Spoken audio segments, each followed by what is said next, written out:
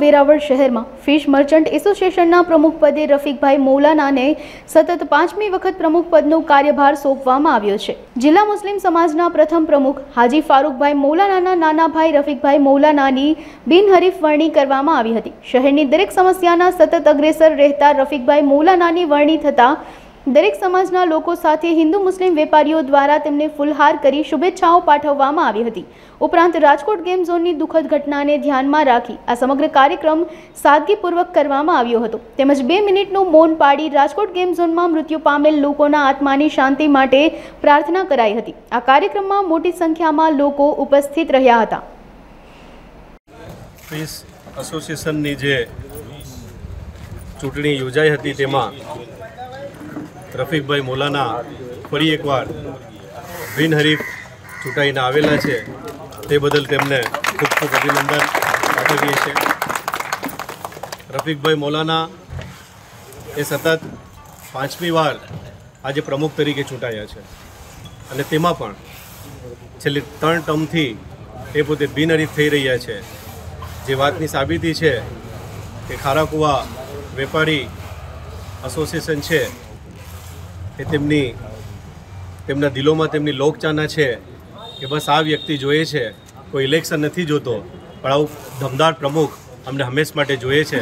એટલે ફરી એકવાર બિનહરીફ બનાવી એ વાતની મહોર લગાવી છે કે ખારાકુવાની અંદર આ ફિશ એસોસિએશનમાં જેટલી પણ દુકાનો આવેલી છે, એના જેટલા વેપારીઓ છે, તેની અંદર જેટલા મજૂરો છે અને તેમના ઉપર જેટલા નિર્ભર પરિવારો છે, એ રફીકભાઈ મૌલાના ઉપર આંખ બંધ કરી અને આંધળો વિશ્વાસ મૂકી અને તેમને ફરી એકવાર આ એસોસિએશનના પ્રમુખ બનાવેલ છે।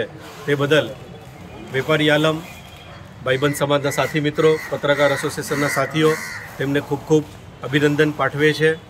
અને ખાસ ભાઈ રફીકભાઈથી એકવાર રિક્વેસ્ટ છે કે ભૂતકાળની અંદર જેમ આ ખારાકુવા જે છે એ ધમધમતું હતું, તેમ ફરી એકવાર તમારી એવી રણનીતિ બનાવો કે આ ગામની અંદર 380થી વધુ દુકાનો અને વેપારી આલમના લોકો છે અહીંયા, અને તેની ઉપર ઘણા બધા પરિવારો નિર્ભર કરે છે અને ખારાકુવામાં સરસ મજાનું બિઝનેસ ડેવલપ થાય તો તેના કારણે આ આખા ગામની અંદર તેની ચમક જોવા મળે છે। પણ અમુક સમયથી ઘણા એવા બધા વ્યક્તિઓ અહીં વેપાર માટે આવે છે અને પોતે બીજાને પણ અધ્ધડ બનાવે છે, એવા વ્યક્તિઓ આવે છે, જેના કારણે આ વેપાર ખૂબ મોટું નુકસાન થાય છે। આપથી અમારી સૌની એક રિક્વેસ્ટ છે કે આ ભગવાનભાઈ સાથે અને આપણી ટીમ સાથે એક સરસ મજાની રણનીતિ બનાવો કે ફરી એકવાર ખારાકુવાનો એ સમય આવે કે અહીં દરેક દુકાન છે એ 24 કલાક સુધી ખુલ્લી રહે, તેના ઉપર તાળા ન લાગે। ખારાકુવા ફિશ એસોસિએશનનું જે ચૂંટણી દર વર્ષે થાય છે, એવી રીતના આ વખતે પણ છેલ્લા 2-3 વખતથી બિનહરીફ થાય છે। તેમાં રફીકભાઈ મૌલાના અને ભગવાનભાઈ બંનેની નિમણૂક બિનહરીફ થાય છે। ખરેખર એ બિરદાવવા લાયક વાત છે। સર્વે વેપારીઓ આપણે સૌ એને વધાવીએ અને વેરાવળનું કોઈ પણ ક્ષેત્ર હોય કે કોઈ પણ એવું કામ હોય ત્યારે સર્વે વેપારીઓ બધા એક થઈ અને એ કામ માટે સાથે રહીને કામ કરે છે, કોઈ જાતના જ્ઞાતિ ભેદભાવ વગર। કારણ કે આમ તો જોવા જઈએ તો આ ફિશ ઉદ્યોગ છે એ માટે વેરાવળ ગીર સોમનાથ જિલ્લો છે એ ફિશ ઉદ્યોગ ઉપર નિર્ભર હોય છે।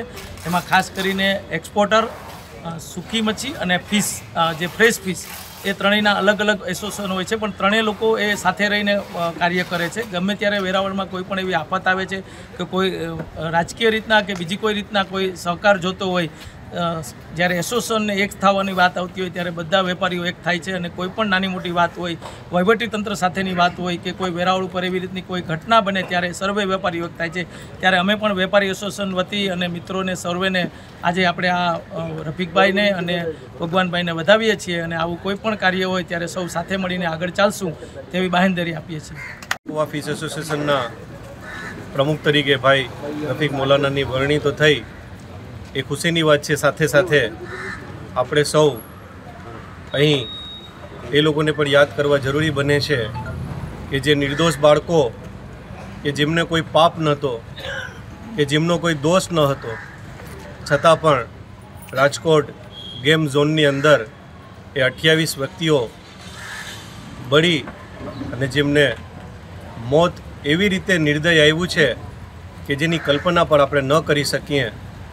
તો તેમની આપણે સૌ અહીંયા આજે યાદ કરીએ છીએ અને ઈશ્વર અલ્લાહથી એ પ્રાર્થના કરીએ છીએ, દુઆ કરીએ છીએ કે એમના આત્માને શાંતિ અર્પણ થાય અને તેમના પરિવારોને આપણા તરફથી સૌ વેપારી એસોસિએશનના સાથીઓ તરફથી સહાનુભૂતિ પાઠવીએ છીએ.